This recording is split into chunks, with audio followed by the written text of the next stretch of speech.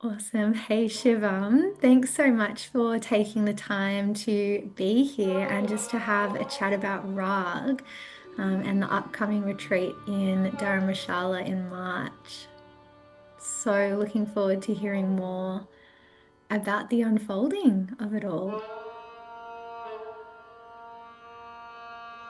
Thank you, Monique. Yeah, I am so excited to share more information about this. It's a very special opportunity. It's a very dear project that is something that I've been curating and cultivating for many, many years now. But this will be the first time that I get to do a retreat, let alone a raga retreat, in India itself. So coming back full circle, and one of the reasons why it's called the Raga Retreat Resolution.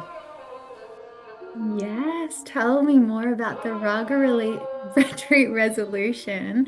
It sounds so meaningful, when you say coming back around and the first time that I'll be bringing it to India, and then the word resolution. It's actually quite intriguing to know more about that.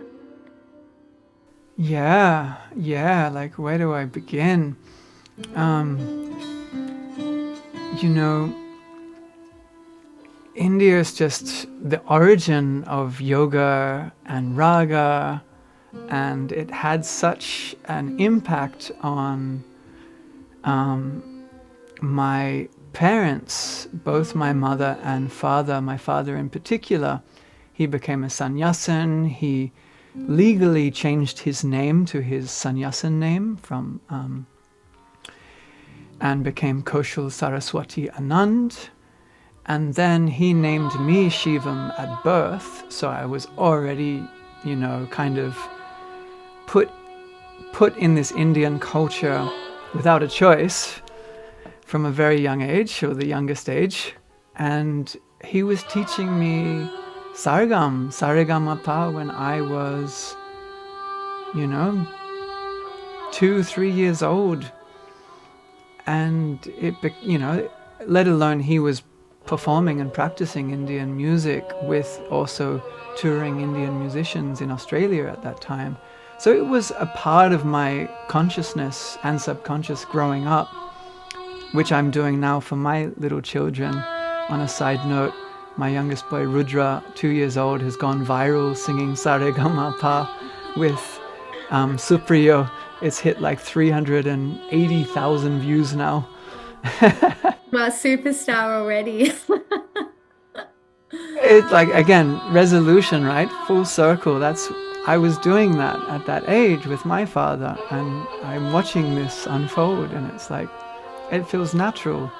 And the fact to bring a raga retreat back to India also feels really natural and aligned with this vision. And it's something very exciting. India is, a very,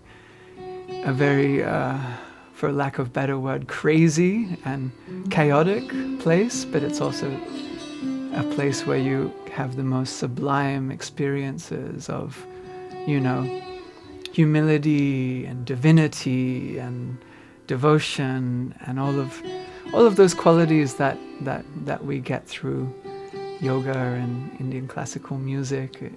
It's the playground to really dive deep into that culture. Yeah, definitely. And I think, being to India before myself, it definitely has those elements of, chaos and unknown and excitement. And there's so much aliveness and everything's happening. And I love the idea of bringing the Rag retreat with that intention of resolution. Because when there can be so much movement in a place and in an experience, to have like an anchor point or somewhat of a foundation to experience that from can make quite a meaningful experience. Yeah. And I think, for a lot of people that get to taste yoga and Eastern spirituality here in the West, to be able to go to a place like India and really feel where it's come from, the land which has birthed so much of this incredible teachings and knowledge and spirituality. That's, for me, what this whole resolution was about. But it also can be a very personal meaning as well, of like using these practices to come back to our own center, to come back to a sense of feeling, at home within ourselves, with, and in that concept and context, the theme resolution really has many layers. I can imagine. Yeah, it does. Even just having the word in my own mind, it's like I can feel and sense that there is a journey, there's an unfolding there of what that might mean to me, and then using the construct of these practices to guide that journey. And I think practicing Rag with you was that feeling, of when we learn Rag, even just the sound feels somewhat like a homecoming, feels somewhat like an unfolding. So I'd love to know, your journey with Rag. Sounds like it started from such a young age, with your dad, and it was in your conditioning. And then did it bring you to India? Did your dad take you to India? Did you choose to go there on your own accord?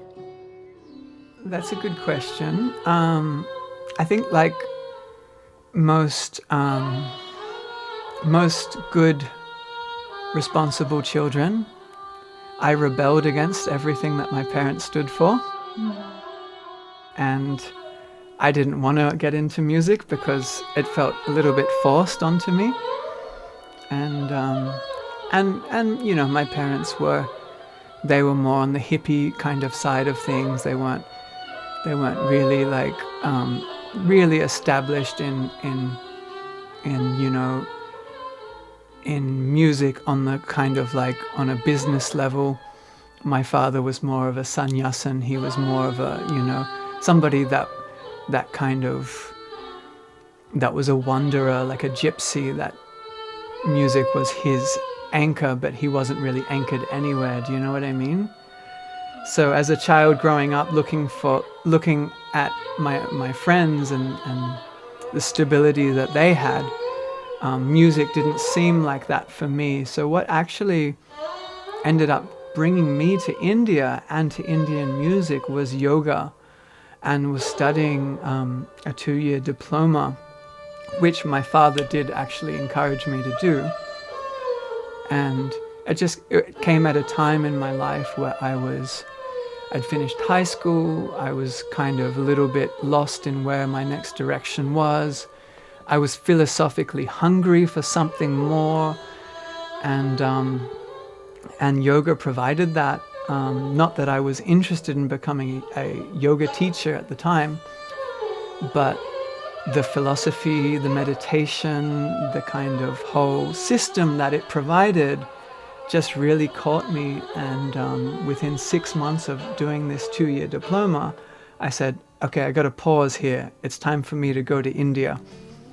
And I went straight over to India, and then I went straight to meet my father's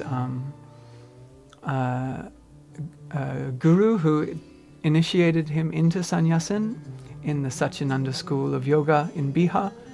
And long story short, in the first few weeks, he left his body in Mahasamadhi, meaning he was in meditation when he felt the calling that it was time to leave the world.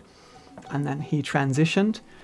And this was all in my first weeks of India. Suddenly I'm in this context of where these yogis are consciously leaving their body at the time of death. And my mind is just blown wide open. I've just been studying yoga for 6 months, and then all of a sudden they told me, because in the ashram I got my first sense of illness, and they said, "Oh, it's not appropriate to stay here. We need you to ask to leave." And I was like, "No, I need to be here. It's so significant that I've been here at this time." And they said, "No, you got to go." And and that was my first lesson of trusting in the flow of India, also of not being caught in my preconceived vision of what is appropriate or what is meaningful, but India had another had another journey for me, and I ended up in Bodh Gaya doing Vipassana and seeing the Dalai Lama, and then ended up in Varanasi, where I got to meet my father's music teachers, and I tracked my father's tabla teacher down from 30 years apart, and I started studying tabla all of a sudden. I had no intention of that, but the karmic connection of suddenly being in this ancient city where my father had lived for 2 years continuously, studying vocals and tabla, and then me coming 30 years later, meeting my father's tabla teacher. I probably looked similar to him, so he kind of remembered my father quite vividly. My father was a character, and all of a sudden, I'm kind of picking up where he left off in a way, and it felt so profound. And then I was playing guitar, and I loved singing and songwriting, and I asked the tabla teacher, if I wanted to learn like a melodic instrument, what about the sitar or the sarangi? And he pointed towards the slide guitar, the Hindustani slide. And so it was just one kind of thing after another that led me on this journey into Indian classical music, to the very instrument that's become a real big kind of core part of my musical identity as well. So it wasn't like this mental idea of I'm going to do this, this, and this. It was just this organic flow of going from one place to another and really being steered, really being guided.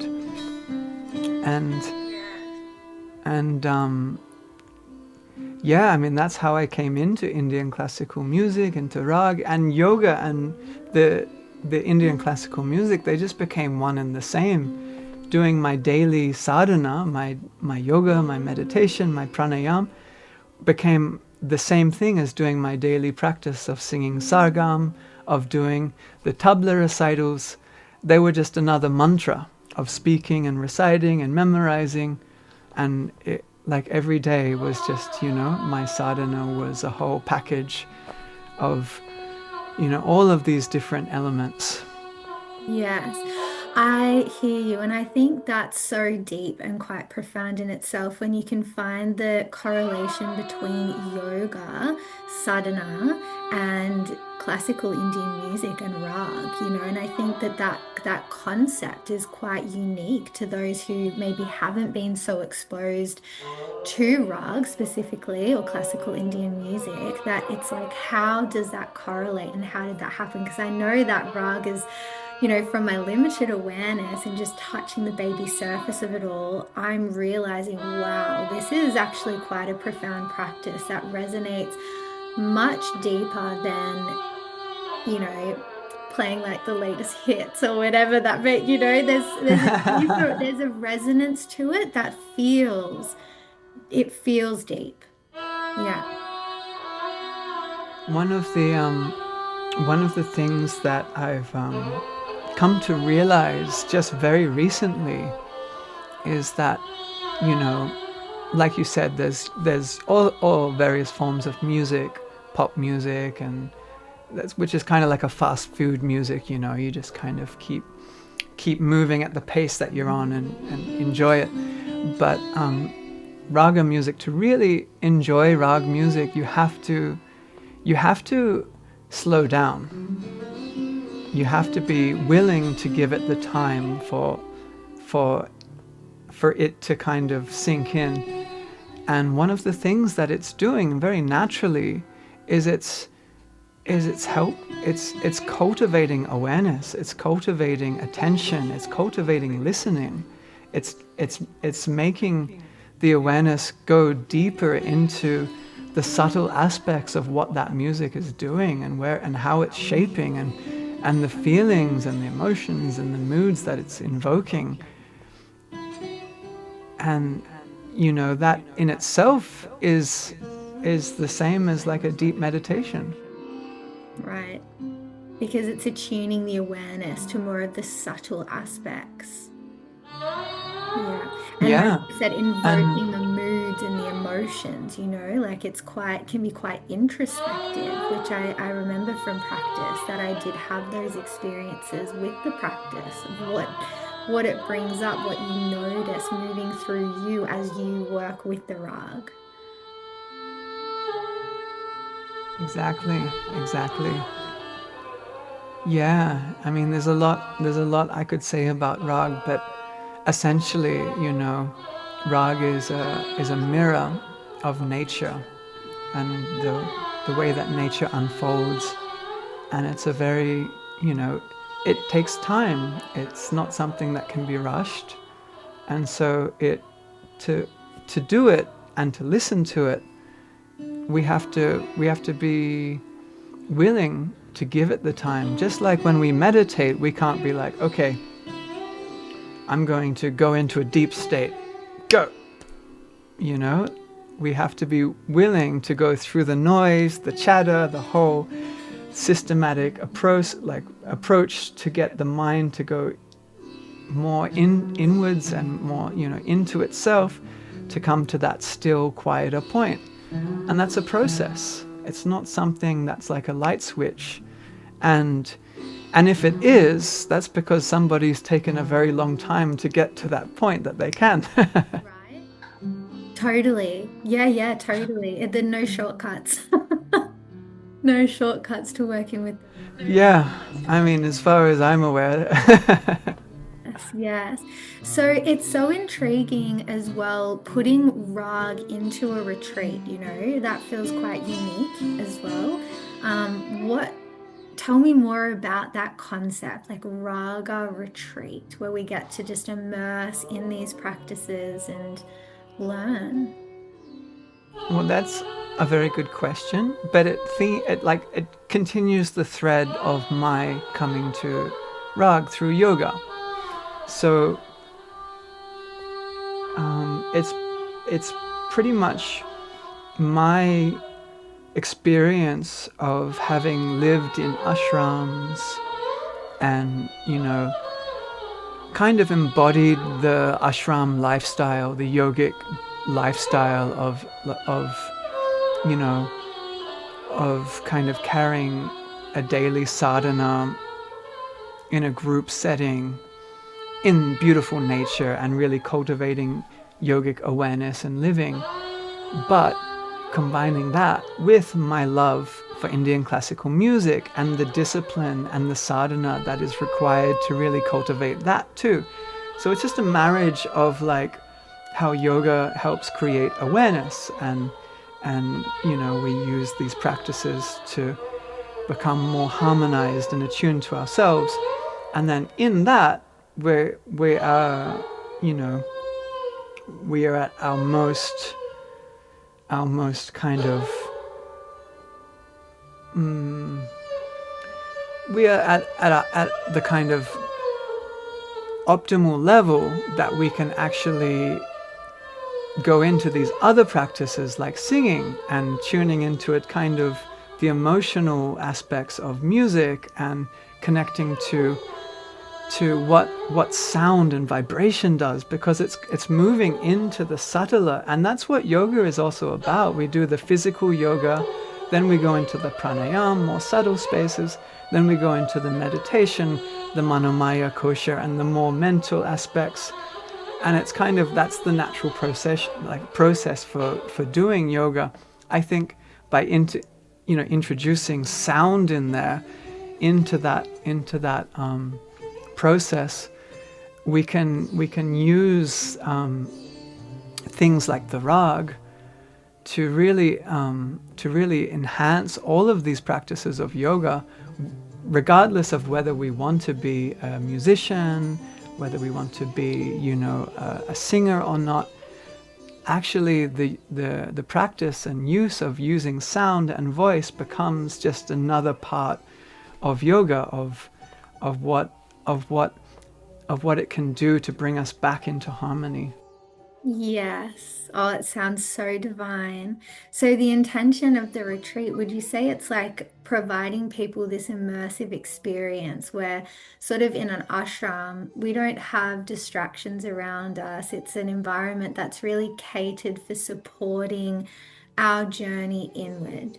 And that retreat kind of provides a space where we don't need to have the mind anywhere else, but where we are with these practices. Exactly, and surrounded by incredible nature. This retreat, in particular, I've chosen an amazing retreat venue facing the Himalayas. You know, it's surrounded by rice fields and tea plantations, and has its own, you know, private spring running from the mountains down literally at our doorstep, where we can sit and meditate, and if we're feeling particularly brave enough, maybe even an icy cold plunge. So I think for me, doing these retreats in natural environments where we have that beautiful, pristine nature surrounding us is also a really important part of it. And one of the things what a retreat should be for me. It is a retreat from the world. It is a retreat from the noise and the busy day-to-day grind that can kind of ensnare us in these kind of traps where we can't make the time to go into these practices so much. And my experience of doing these retreats, even if it's 4 days, 5 days, this one will be 6 nights, 7 days. It's like the equivalent of 1 week is like 6 months of practice in our, if it was, you know, compared to our everyday life, because we get to go so deep, and every day is just a continuation of that, dropping deeper and deeper into these timeless practices, which are really designed to bring us back to, you know, to our core, back to our resolution. Yes, back to the resolution. Nice, coming back home, coming back to self. And what I hear in the way you Yeah, express the retreat is like whether you want to be, you know, whether you already are or want to be a musician, it's not so much the point, you know, it's actually a journey and using these practices to come back to self. So whether you're musically orientated or not, would you say that it's completely open, you know, for an individual to totally. just be with these practices? Totally. And my experience of sharing these retreats is we get such a mixed group, from people that have no training whatsoever from singing or music to fully, you know, fully committed musicians, and it doesn't change the benefits of each, you know. People get so much out of it regardless. And my experience of watching people also come to discover their voice and discover that they have a voice and discover that, you know, how beneficial it is to be singing as a group, regardless of where they're going to take it from thereafter, is it really has profound benefits. And people start to reconnect to a sense of themselves that they were kind of hiding, that they felt blocked, that there was, you know, trauma, whatever the reason. The voice can become a doorway to actually find our you know, ability to really speak from the heart and really tune into a new level of confidence in our own day-to-day expression. And I feel that music used to be a very natural part of our ancestry as humans, like all around the world. And it's just over time that it got kind of put away into these boxes of, like, music is for musicians, or music, or singing is for professional singers, and not to be mixed elsewhere in the public. Otherwise you'll be criticized, you'll be ridiculed, you'll be seen as somebody that has no pitch or whatever. And this has become quite detrimental to many people. And my vision for these retreats is to bring back music as a practice, not as a way of performance, but as a way of how we can use it for our daily lives. Yeah, and self-discovery, empowerment. I really love that, reclaiming the voice as it's our birthright, isn't it? And it's something that has, through conditioning in society, been taken away, with classifying it, like you said, music is for musicians, the voice is for performers or singers or artists. And it's like, well, we've all innately got this within us, so let's learn how to connect with it. Let's learn how to utilize it. And again, the rag sounds like a construct, as a way to navigate our way there safely and comfortably and nicely, like another form of yoga. And the retreat, I know, has these different elements. It sounds like you've put it together and curated it so well, where we've got elements of yoga, asana practice, we've got meditation, we've got rag, and so many wonderful components that are supportive of an immersive experience. Absolutely. And the beauty is that they all just work hand in hand with each other. Each practice is supporting the next practice, just as we have kirtan and bhakti yoga to help cultivate the devotion and the heart. Indian classical music is just a complete form of yoga in itself, because it requires the head and heart together. You have to be aware and understanding the principles of how the music works, but you also have to be connected to the intuitive feeling of it, and how to express the music through that part of yourself. And it really brings all of these different parts into harmony. Yeah, there's it's just a natural kind of coming together of all of these different practices that I feel have really complemented me as a musician coming through the system of yoga. Yes. And on that, because we're so fortunate to be guided through these practices. They're so complex, there's so much richness, there's so much depth. So to have that appropriate guidance through the journey, I think, becomes quite imperative. And with Guru Purnima coming up, tell me about your teachers and your experience with Rag and, the Śiṣya Guru tradition. So I think Guru Purnima is it's just coming up in the next week.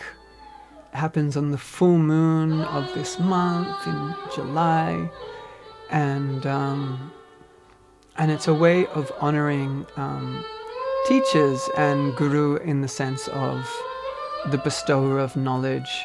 And because in India and traditionally knowledge was always passed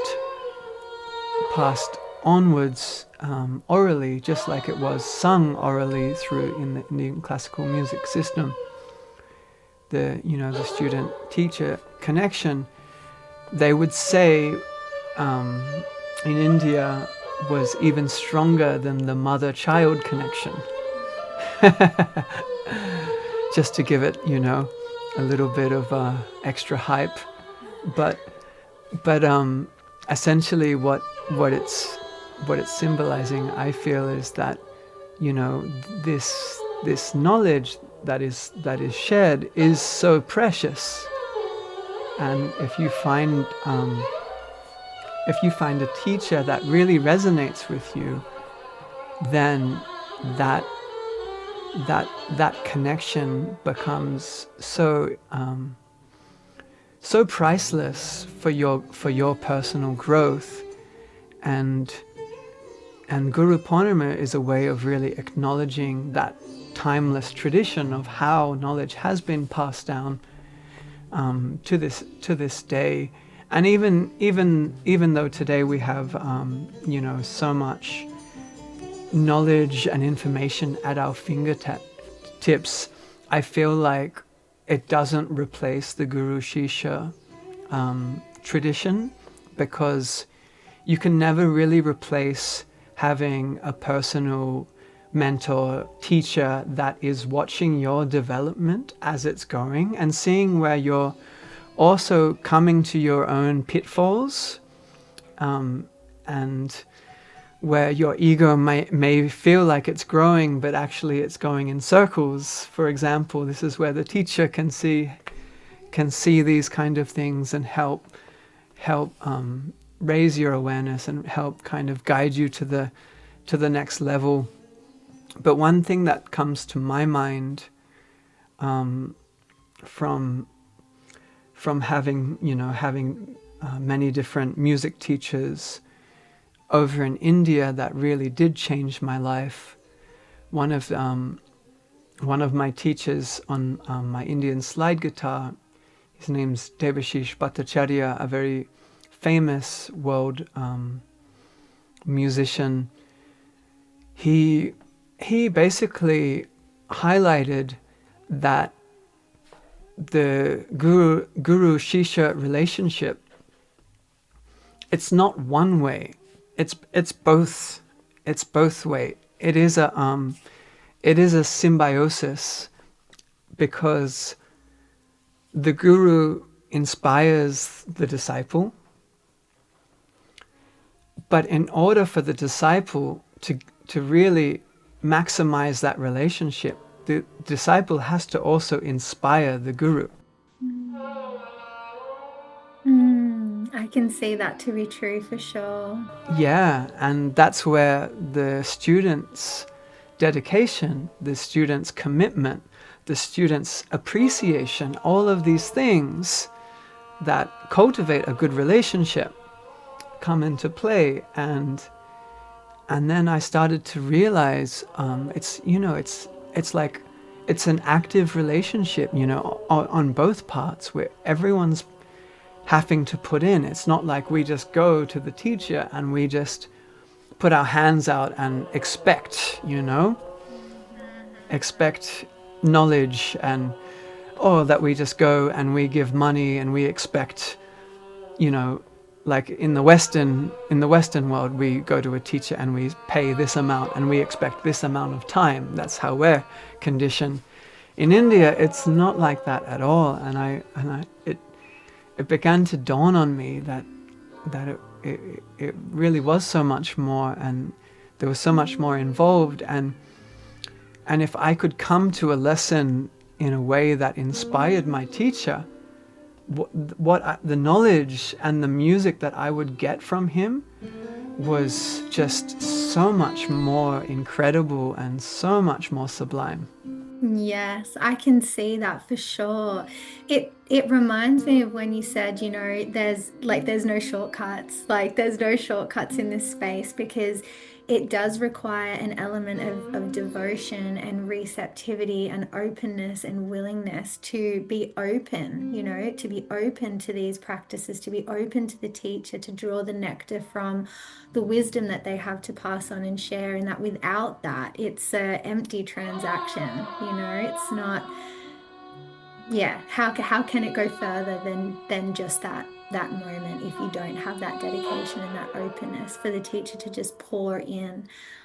So then again, bringing it back to that retreat experience, it sounds like that supportive space where we're held by your knowledge and your wisdom and your years of experience in this, and essentially upbringing as well, bringing all of that to help guide us, even if it's just a taste of what this whole craft has to offer. But we have the feeling of what it's like to be held, to be supported on this introspective journey that it brings. And also, you know, this is such ancient knowledge. This is so, yeah, it's been passed down for so long. So how would we relate to it also in modern life? Yeah, that's a good question. Um, so I feel myself that rag music and the system of Indian classical music is, first of all, it's a timeless system. It's going to be relevant to people 100 years from now, just as it was 100 years before, and you know, and further. I feel like the system itself is universal. It's not bound by any culture or language. It's a complete system in itself that is, you know, a universal language as music is. And in that, it's relatable already. But let's try and look at it in a modern scope, and how we could utilize it for ourselves. And one example I can give is that by learning the Indian classical system, by learning rag as a musician, it gives me it's like a whole vast new world of colors that I can paint on my musical canvas, regardless of genre, regardless of, you know, technology. I can blend it with electronic music. I can blend it with, you know, all different styles, different instruments. It's translatable onto every instrument. Learning the Indian tala, which is rhythm, the percussion, is translatable on every rhythmic instrument, and we can literally learn these rags, connect with them emotionally, feel like, oh, this rag is really resonating with me.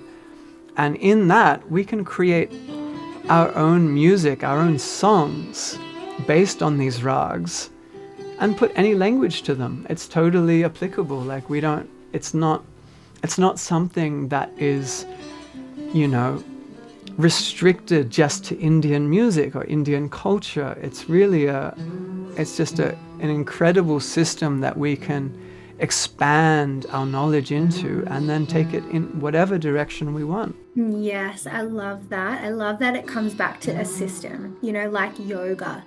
It's similar, you know, in that way of going, you can use it as a foundation, it is a system, it is a body of knowledge that we can absorb and dive into, and then to utilize that in whatever way that then comes to manifest.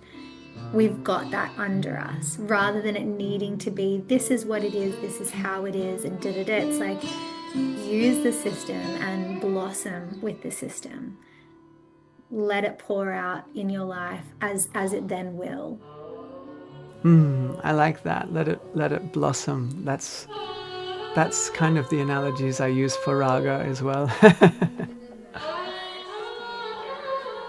Well, let me ask you a question now, because you're doing such a good job. I feel like I want to hear from you, what about this retreat is really exciting you? What about this retreat has made you say, yes, I'm in, I'm there, let's do this? Yeah, oh my gosh. Well, you know, I love the idea of going to the motherland. That feels really meaningful, to go to the motherland of where these practices come from. I got my first experience of Rag with you, you know, as my teacher, and to see you perform. And I remember distinctly the emotive response that I had to the Rag, and the sound of it. Like, you use the word resonance, and it felt deeply resonant, and it felt different to the fast food music, like you mentioned, that fast food music. It felt substantial, it felt deep. There was something there that really made me want to engage with it. I wanted to understand it as a practice. And so going through practices together and then bringing it into my life, I've noticed this transformational aspect of it that has actually slowly in time transformed my way of even teaching yoga in ways that was quite unexpected. So I'm noticing it's broadening my mind, it's changing the scope of my perception, and yeah, just the idea of being held in a group, going to India, going to experience just the magic of that place, the beauty of that place, held in a group, and facilitated by yourself, who has got years of experience and understanding of this. It just feels like the perfect combination to go deeper into what I feel meaningful in these practices. I'm not going there on the one out. Which, to be honest, would feel quite intimidating. I haven't got a huge experience with India yet. So it felt like such a nice combination to, yeah, go to the motherland, be held by a group, supported by yourself, and enjoy.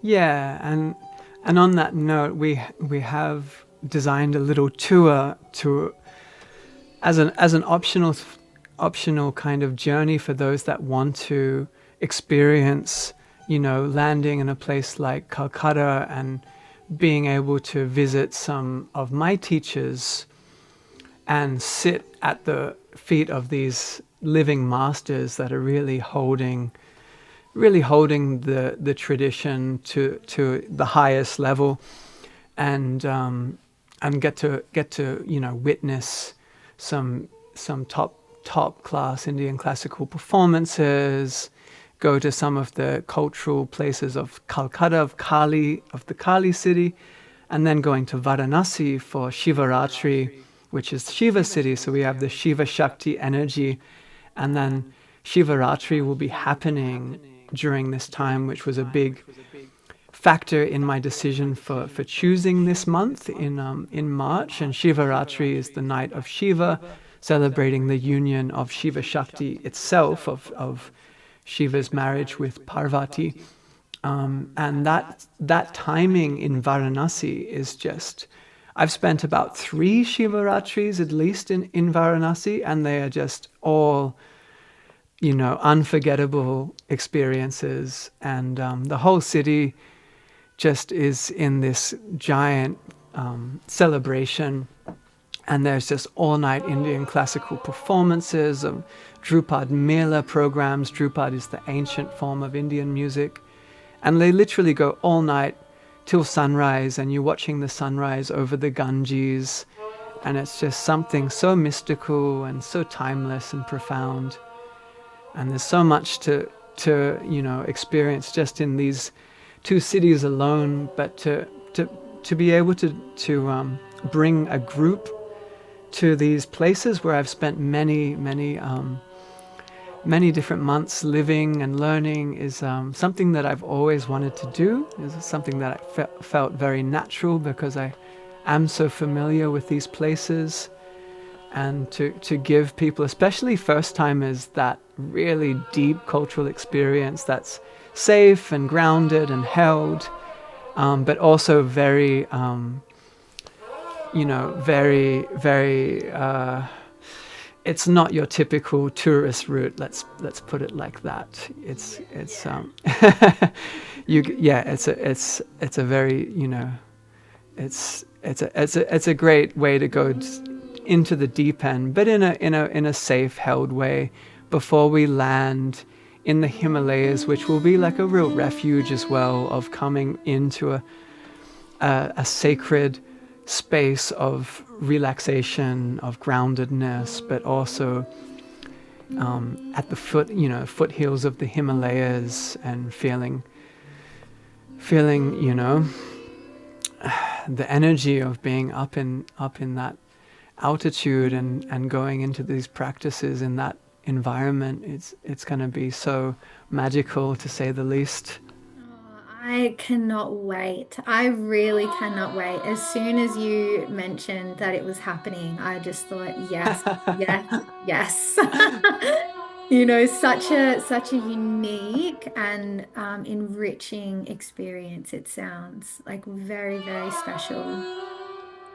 Yeah, I'm I'm also like just kind of dreaming of how it's going to all come together in a way, and it always exceeds my wildest expectations. All the retreats that I've done so far, I did China 6 months ago, I've done Bali a year ago, I've done multiple retreats here in Australia around different parts.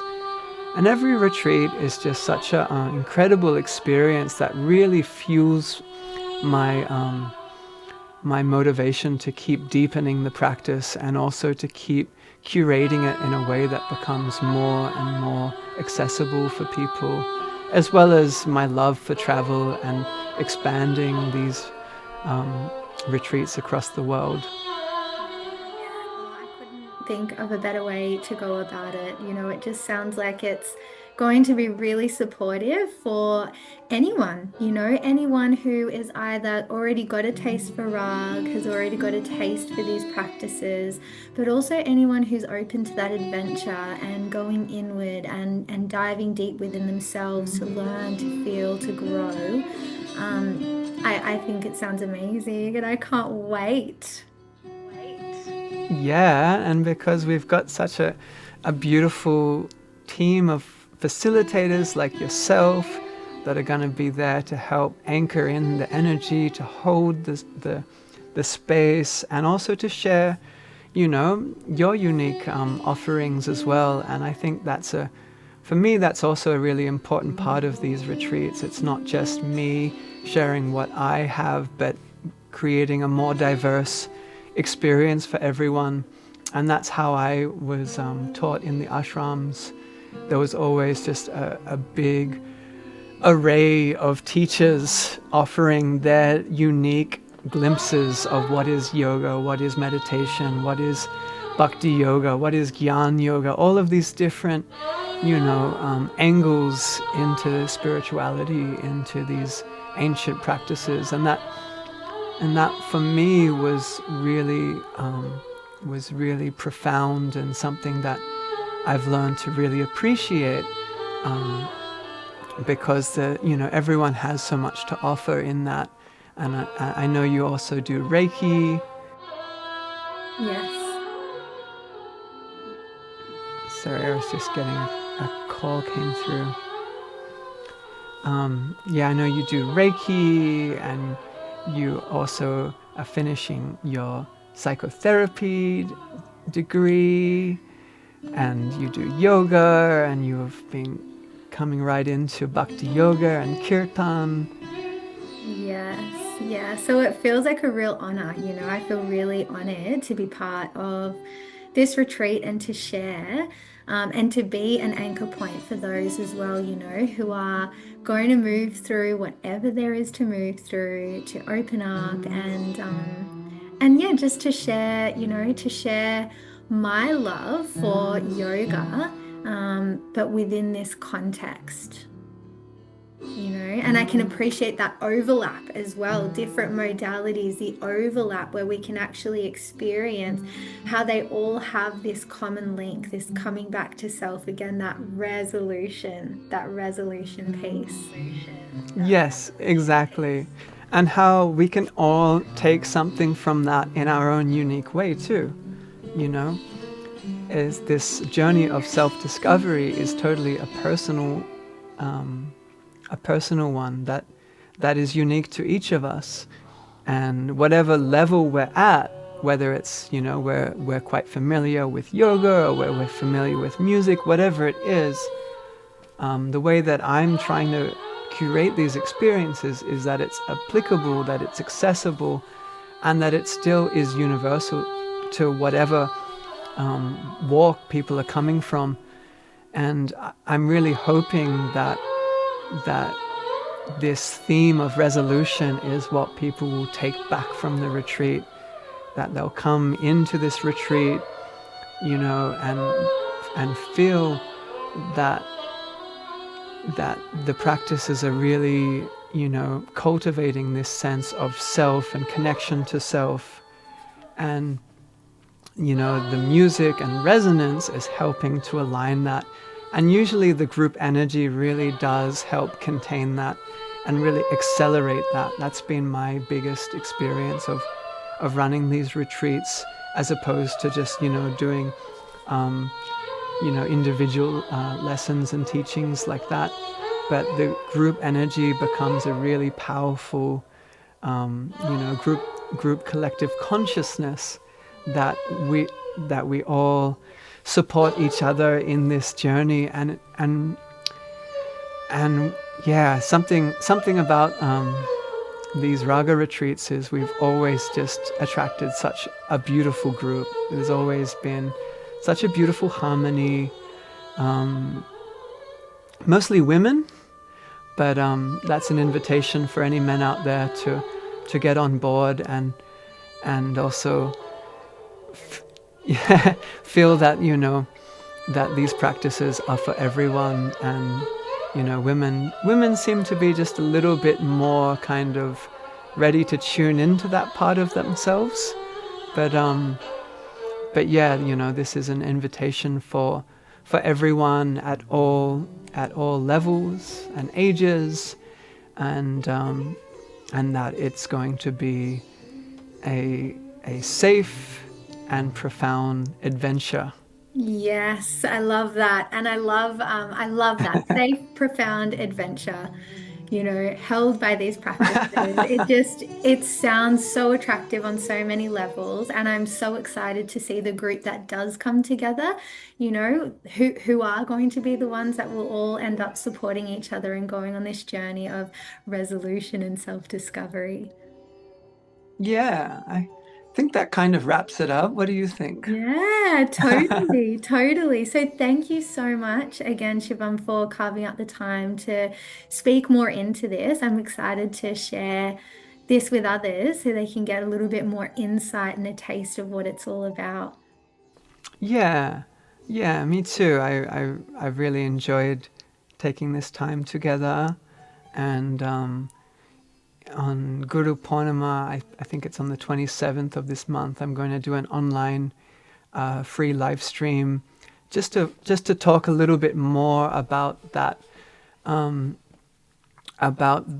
experience for me, actually living and studying in India, and also with my father, and how he was also, you know, my first guru, my first teacher into this, and it's largely thanks to him why I'm into this path of yoga and Indian classical music.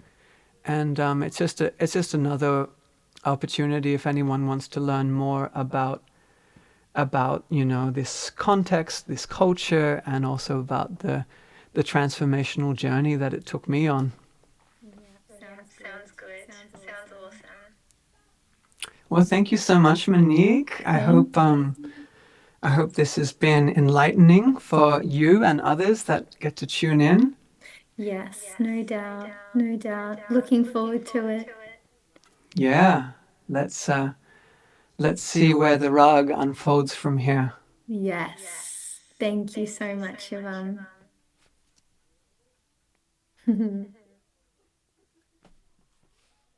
Recording stopped. Yay!